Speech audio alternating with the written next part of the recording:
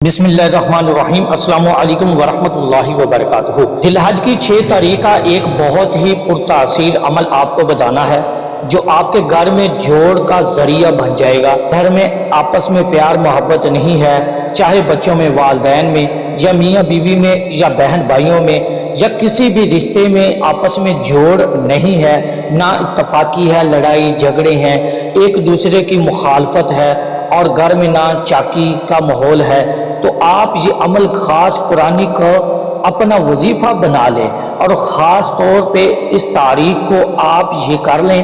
اللہ اس کی برکت سے آپ کے گھر میں پورا سال جوڑ محبت کی فضا کو برقرار رکھے گا، اور جب بھی آپ کو محسوس ہو کہ آپ کے گھر میں ناچاکی شروع ہو چکی ہے تو آپ اس عمل کو اختیار کر سکتے ہیں۔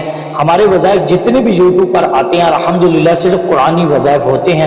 قرآن پاک کے ترجمے کو، تفسیر کو، اس کے وظیفے کو آپ کے سامنے بیان کیا جاتا ہے، اور یہ چیز آپ کو یقین دلائی جاتی ہے کہ آج بھی اس فتنے کے دور میں شفا اللہ نے قرآن پاک میں رکھی ہے۔ خالق قرآن پاک جو ہے وہ مردوں کے لیے پڑھی جانے والی کتاب نہیں ہے، بلکہ وہ زندوں کے فائدے کے لیے بھی کتاب ہے۔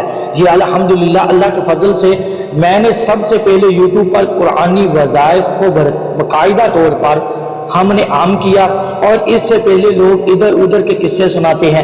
ہم نے اللہ کے فضل سے امت کو صرف قرآن مجید اور احادیث میں جو وظائف ہیں وہ بتاتے ہیں۔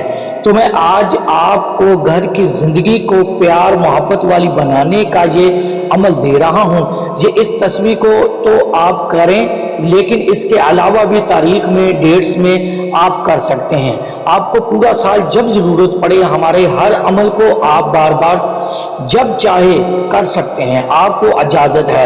اور یاد رکھیں یہ ذی الحج کے ایام اللہ نے قرآن میں قسم کھائی ہے، تو ان کی خاصیت بہت زیادہ ہے، ان کے اندر اللہ نے خاص برکتیں رکھی۔ جب آپ ان میں دعائیں کرتے ہیں تو ان کی فضیلت بڑھ جاتی ہے، نوافل پڑھتے ہیں، عبادت کرتے ہیں، ذکر کرتے ہیں تو اس کی فضیلت بڑھ جاتی ہے، تو وظیفے کی فضیلت بڑھ گئی۔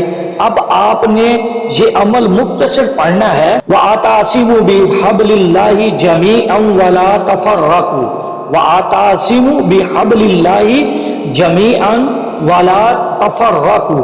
آپ نے اس آیت کو 100 بار پڑھ کر پانی پر دم کر کے گھر میں چھٹکائیں، اور بچوں کو بھی پلائیں، میاں بیوی آپس میں پئیں، والدین کو پلائیں۔ اللہ پاک انشاءاللہ کرم فرمائے گا۔